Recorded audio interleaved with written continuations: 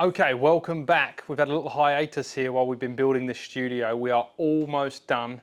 We're here at Cool Clubs HQ. It's a nearly finished studio.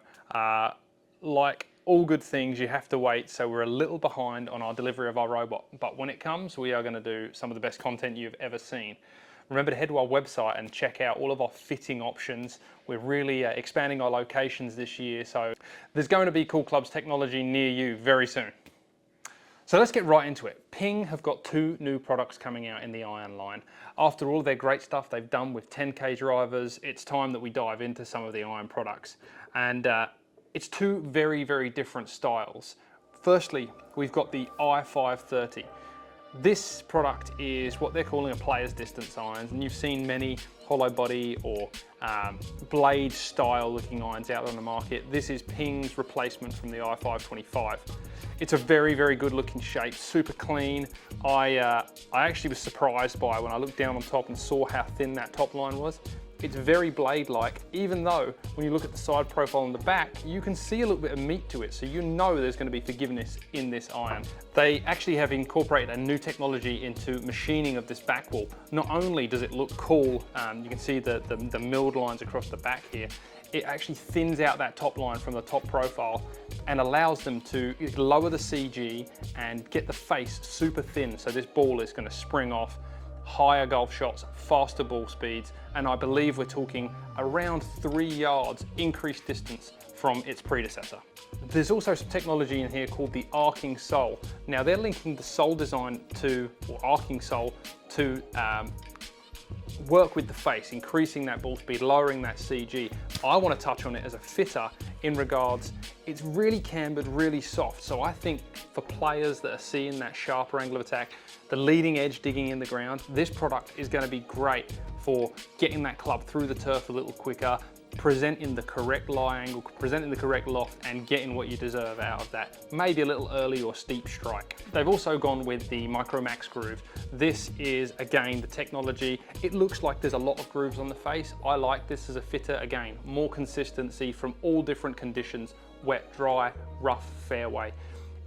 Super important, and Ping, being such great engineers they are, they really pay attention to all of the things that are required from an iron nowadays. Distance is one of them, but we really are looking for that maximum height, consistent spin angles, so that your gapping through the bag is correct.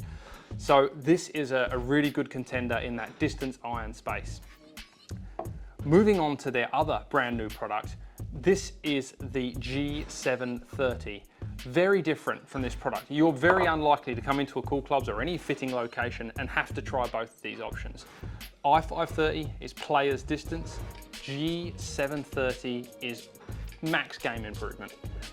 It's still going to be Ping's longest iron ever, so there is distance, but it's all about forgiveness. You can see that in this larger profile compared to the i530. It's a very big head, it's a wide sole, but wide in the right areas. It's thinned out in the heel, so you can still get this club through the ground, but that big surface area is really going to help with those steeper angle of attacks, or the person who's early on the ground and kind of hits a little bit of turf too much. It's going to act like the snowshoe, spread that surface across the ground. They've also gone away from the hollow body in its predecessor, and they've gone into a cavity back. Personally, I like the cavity back design. I think it looks a little cleaner and it rings true to what this iron's about.